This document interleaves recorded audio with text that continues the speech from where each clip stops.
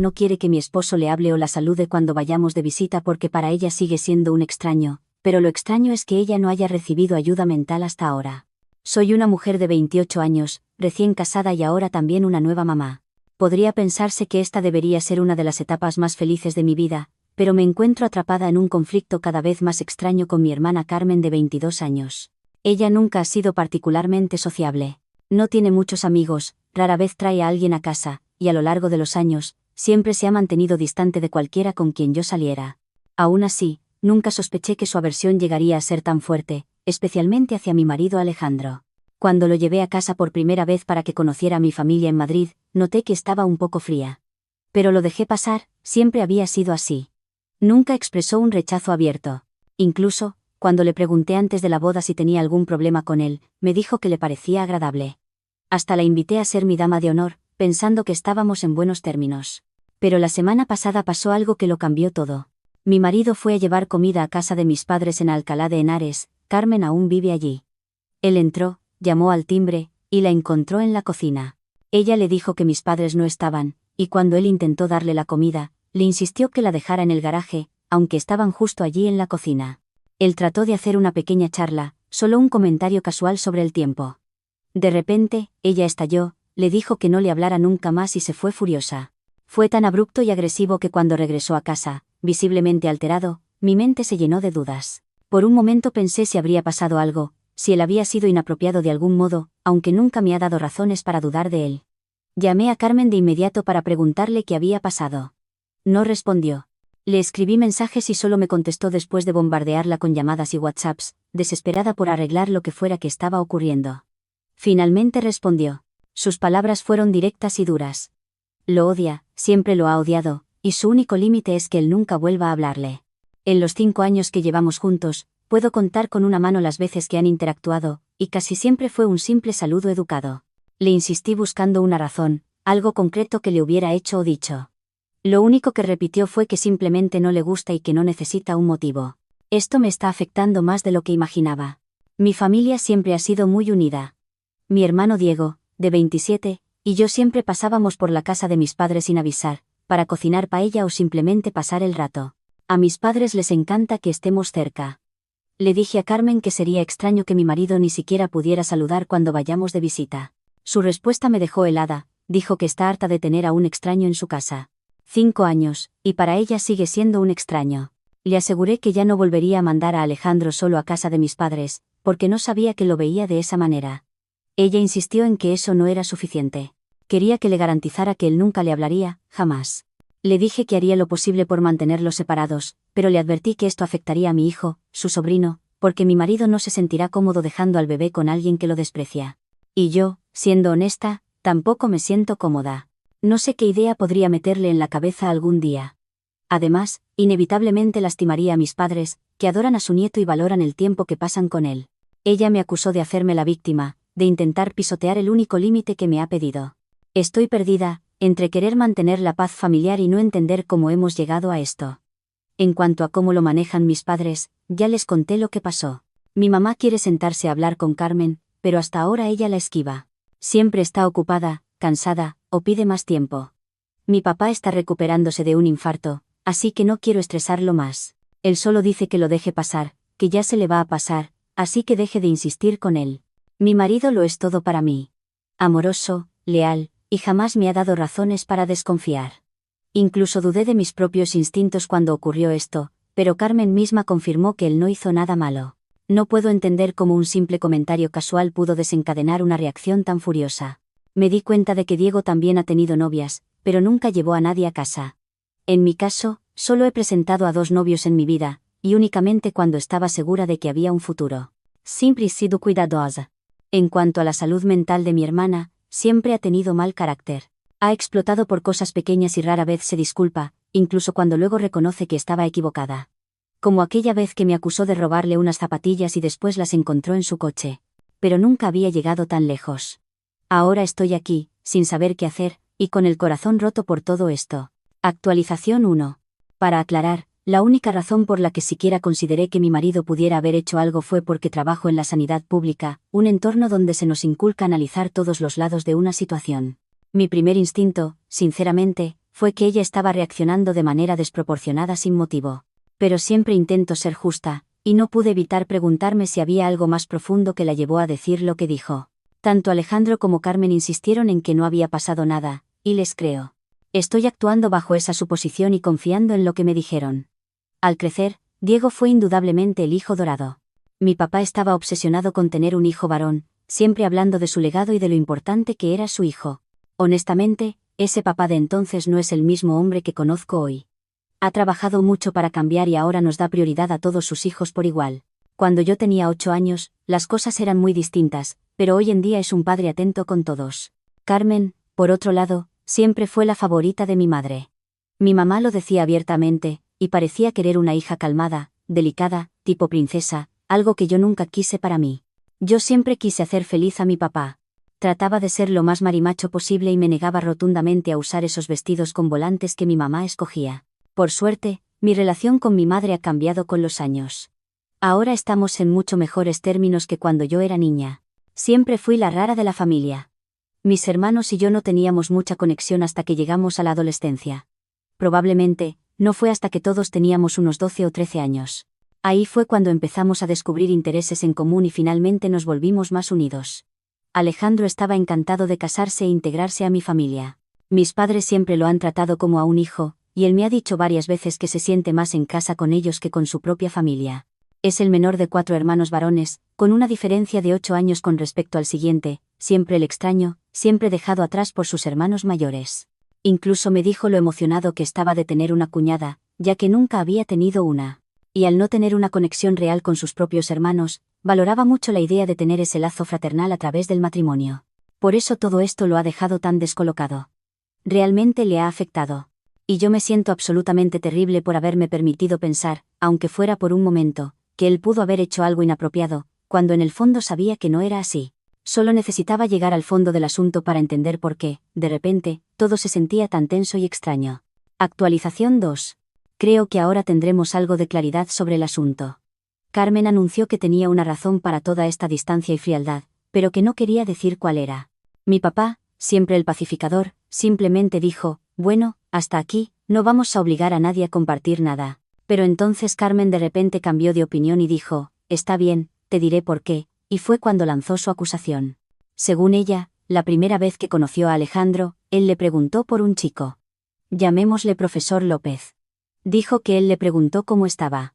Luego Carmen dijo, sí, sé que leíste mi diario, el chico que me gustaba y sobre el que escribí todos mis pensamientos privados. El primer día que tu marido me conoció, me preguntó por él, y eso me dijo todo lo que necesitaba saber de él. Me quedé completamente en shock de que dijera algo así. Para empezar, ni siquiera sabía que tenía un diario. Y aunque lo hubiera sabido, jamás habría invadido su privacidad de esa manera. Yo tuve un diario una vez, y cuando mi prima lo leyó, me molestó y se burló sin parar. Sé lo horrible que se siente, nunca le haría eso a Carmen. Al principio estaba atónita. Luego empecé a sentir rabia al darme cuenta de que estaba inventando cosas en ese punto. Déjenme aclarar esto, ella conoció a Alejandro hace 4 años. Nosotros ya llevábamos un año juntos antes de que lo presentara a mi familia. Luego, hace año y medio, ella se fue a Erasmus por un año a Valencia, algo relacionado con la universidad.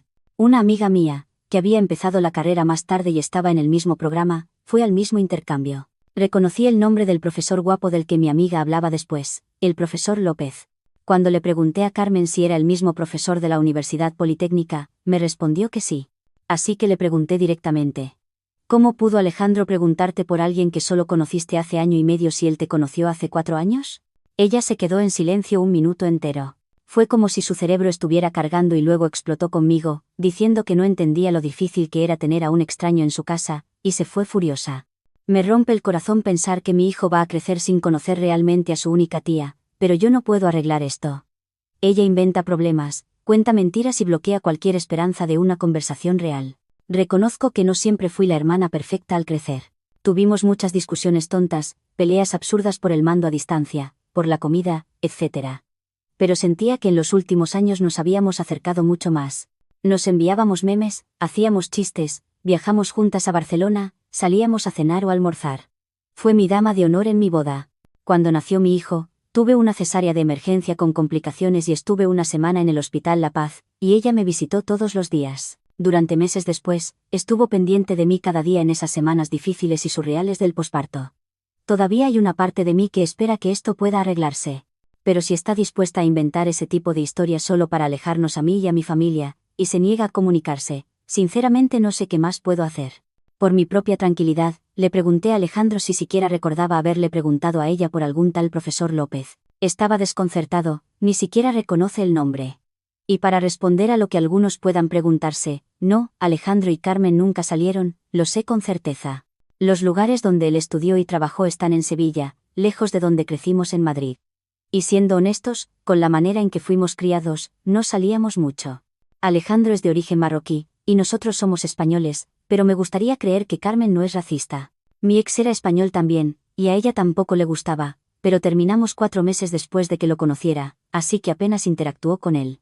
Mi familia es bastante diversa.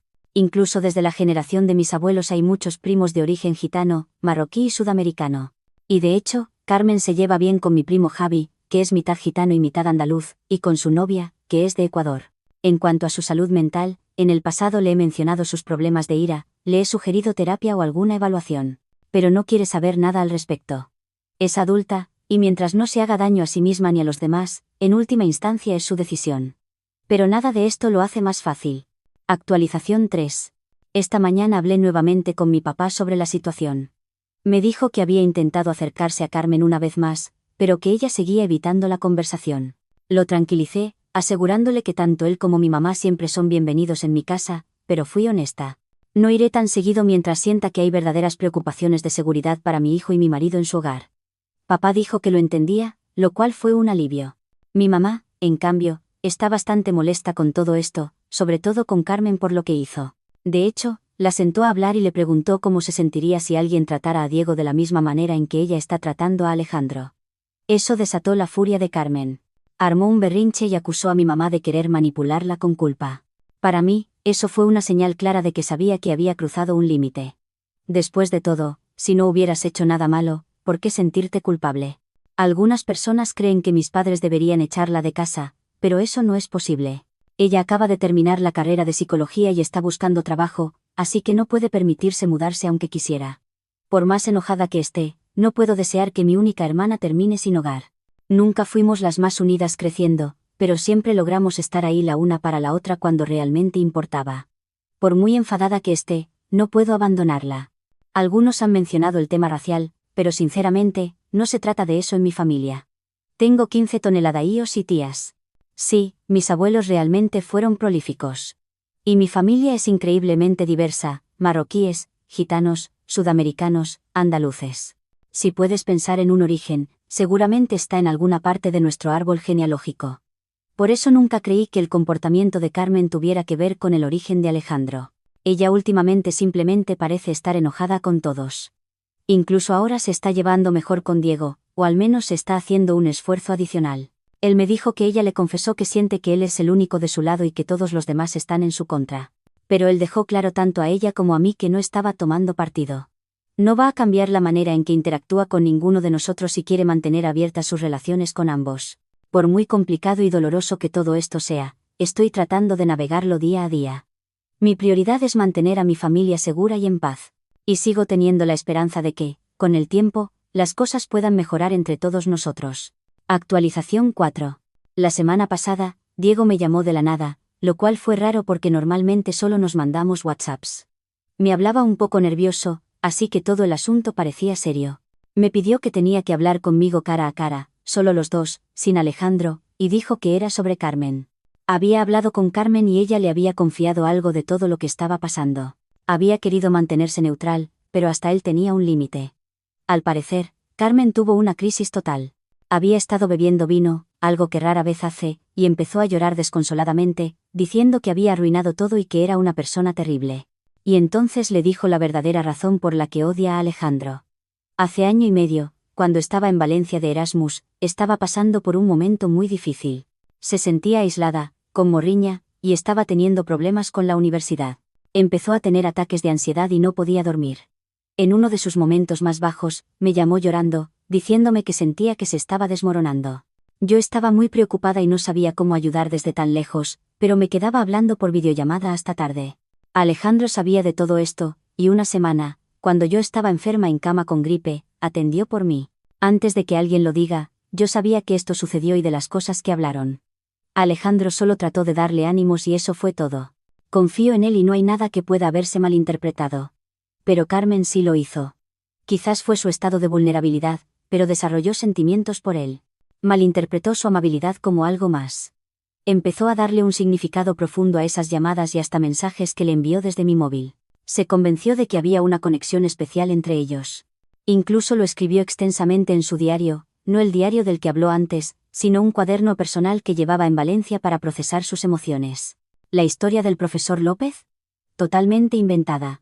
Lo improvisó en ese momento porque necesitaba dar una razón, ya que no podía admitir la verdad, que había desarrollado un enamoramiento inapropiado hacia el marido de su hermana y que llevaba año y medio guardando resentimiento por eso. Diego me dijo que ella lleva torturándose con culpa y vergüenza durante este tiempo.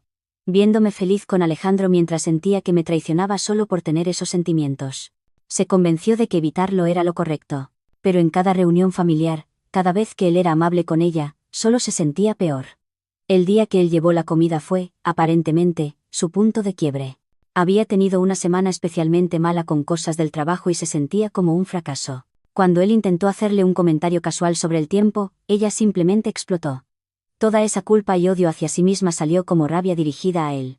Al menos pienso que todo esto se ha resuelto en cierta forma, aunque no es lo que me hubiera gustado saber. Estoy aliviada de tener finalmente una explicación real, de que ella no estaba inventando cosas ni siendo cruel sin motivo. Podemos descartar la parte de que estuviera completamente loca de remate. Pero tampoco lo hace mejor, porque enamorarse solo por eso no habla de una persona en sus plenas facultades mentales. Diego me rogó que no la confrontara directamente. Me dijo que ella incluso estaba pensando en mudarse con un primo en Barcelona, que sentía que había destruido a la familia y que todos estaríamos mejor sin ella.